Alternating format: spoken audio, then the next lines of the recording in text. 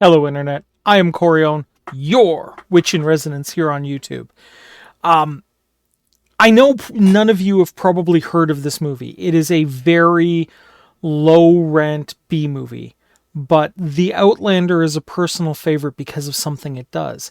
It takes the classic story of Beowulf and reinvents it as a sci fi movie and tells the story of Beowulf as a Beowulf is a alien come to Earth that's a prison guard trying to deal with an escaped bad guy, the Grendel.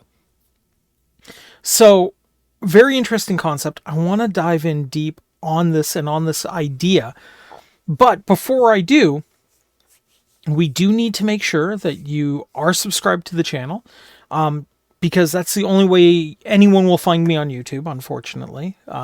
Even with Mama Susan having walked the plank, it still needs, the algorithm still needs to be fed, and your likes and your subscribes push me higher up to the top so that more people can get our positive message of trying to be kind and trying to learn some wonderful things along the way. So please consider that. Now, with that obligatory ritual out of the way, let's dive into The Outlander.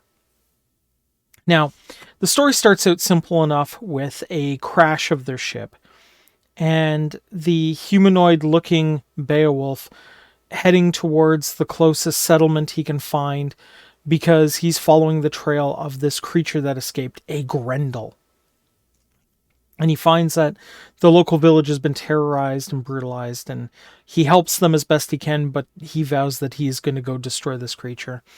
And on begins the epic that is Beowulf and his sword made from the metal of his crashed spaceship so that it actually has the strength to be able to deal with this monster.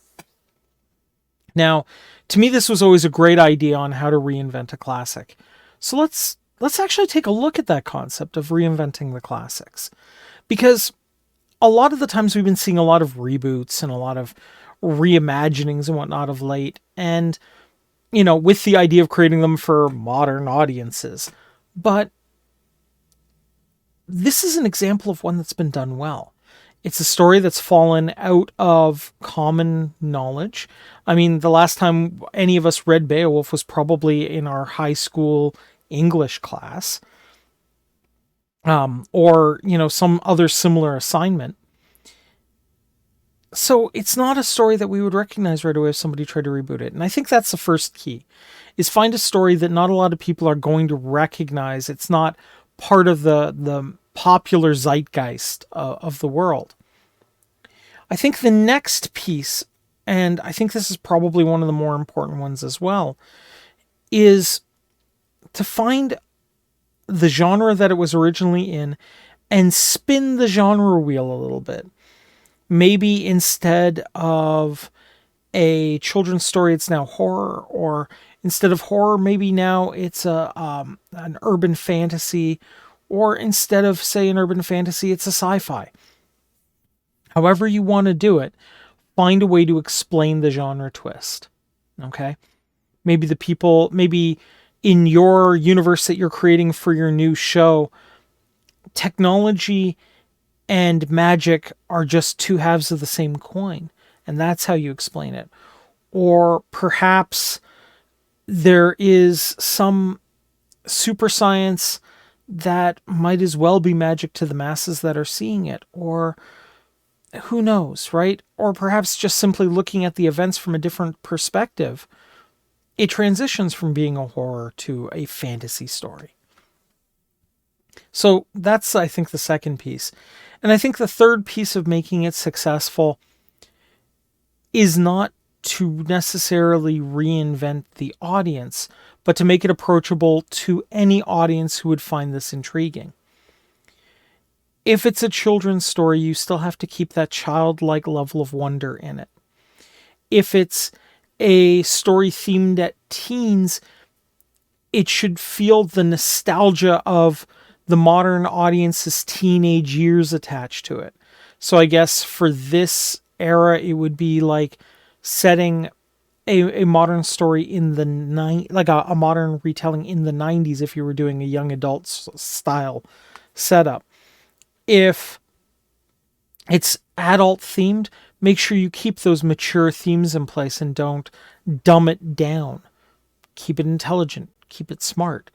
And if it's for a more mature crowd, maybe keep those pauses in. Don't let it run too fast.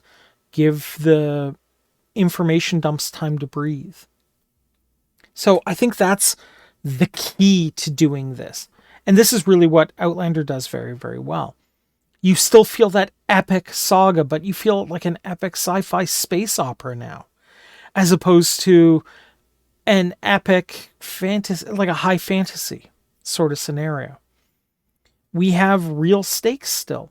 We have all the feeling of this Beowulf being a hero from another land still. If the perspective was shifted to the king's perspective, the story would be the same. Even though we are seeing it from the perspective of Beowulf, and he is from another world and trying to make things work in the local environment. There are always options in this regard. Okay? There's always hopes and pieces that we can put together. So I'm going to suggest a different movie as a way I think this could work well. And I want to see if you guys agree. Okay? I want to suggest the Homer's Odyssey as, instead of being the classic Greek fantasy that we know it as, do it as a sci-fi story. Do it as, instead of it's being gods, it's mega corporations that are screwing with him. Because it's mega corporations that are screwing around. Otherwise, it remains a very similar, very human story about love and about jealousy and a lot about lust. And I think it would work if we did that. We do the nations as the nations of Greece and the city-state of Troy being a planet, right? We can have the kings and whatnot being leaders and generals, right, of their respective lands. We can have the great fleet of ships being an armada of spaceships.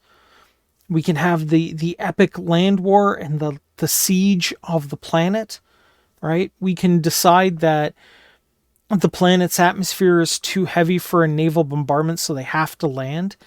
And we can decide, instead of the gift being a Trojan horse, we could have the gift being some sort of intelligent or some sort of computer system that contains a Trojan horse virus, right? I'll give you an example of one that you guys may not have realized. There's a great H.G. Wells novel called The War of the Worlds. And the basic premise of The War of the Worlds is aliens come to Earth, start kicking everyone's butt. We can't beat them on the technology level. But when they're finally exposed to our atmosphere, the germs on our planet, the viruses that we have, ultimately kill them because they had never planned on that. Well, let's take a look at Independence Day. Aliens from another planet come to the Earth. A battle occurs where we aren't winning. And we give them a computer virus that winds up ultimately being the reason why we get them wiped out.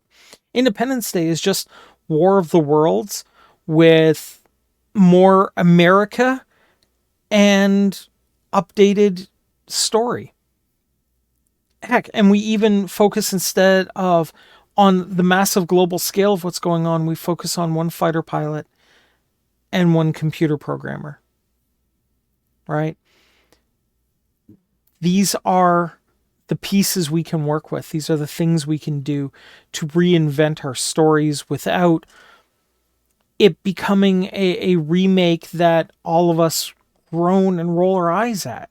We can do some amazing things with that, because at its core, some of these stories, the outsider that comes in and is ultimately defeated by human ingenuity or cleverness or what have you, that's a classic story that we see repeated time and time again.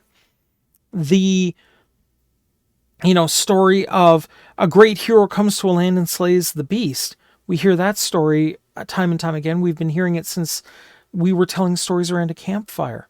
A story of love and devotion and lust leading to a massive conflict.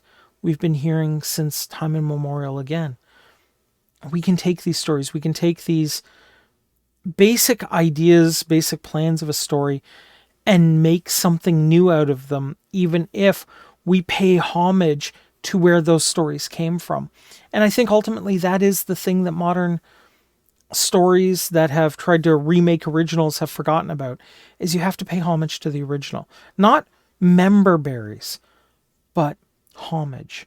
Okay? Respect for the old one, for the original story, in such a way that it makes your audience remember the old story fondly and associate with the new story just as fondly. Because it should feel like this is their version of the story they're telling around the campfire, as opposed to their grandma's version of the story that came around the campfire. Ultimately, I would imagine in a world where society broke down tomorrow, we'd be around a campfire telling the story of Star Wars to our grandkids. And I can only imagine what they would come up with as their version of Star Wars for the next generation to come along. Right? So let's focus on that. In fact, what I'd like you guys to do as, homework for this episode is if you could please consider in the comments writing about what story you would like to see a modern spin on and how you'd like it spun. Would you like to see Winnie the Pooh done as a horror story? Would you like to see, I don't know,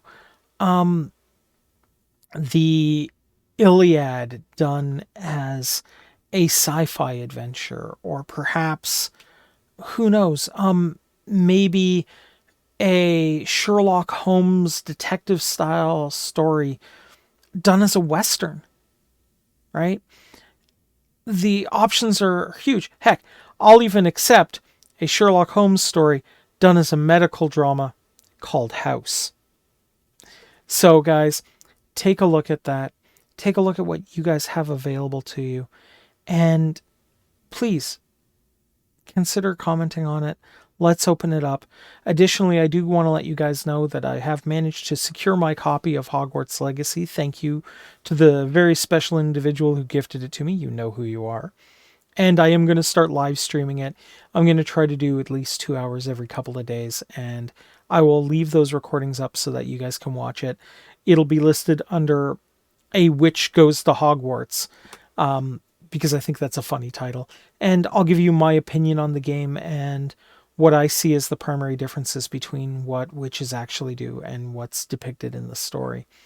So if you guys would like that, please go ahead and come in. The only thing I ask is please be respectful. And if you do wish to donate for that story, I am going to be doing donations for a charity called the Rainbow Railroad, which helps LGBTQIA++ people who are in countries where those people would be imprisoned or killed. It gives them opportunities to come to nations where they would be safe. So they operate effectively an underground railroad for people whose sexuality and gender identity may not conform to the requirements of the state that they were born in. I personally am a huge fan of this program.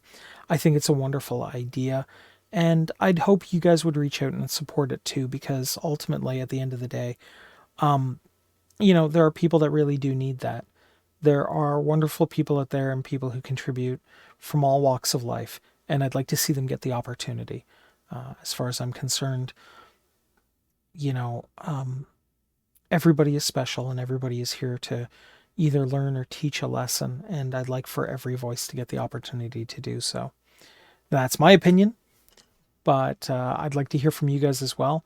So please feel free to jump in and say hi. With that all said, merry meet, merry part, and merry meet again. Thank you, everybody. Have a wonderful day, and I'll see you next time. Take care.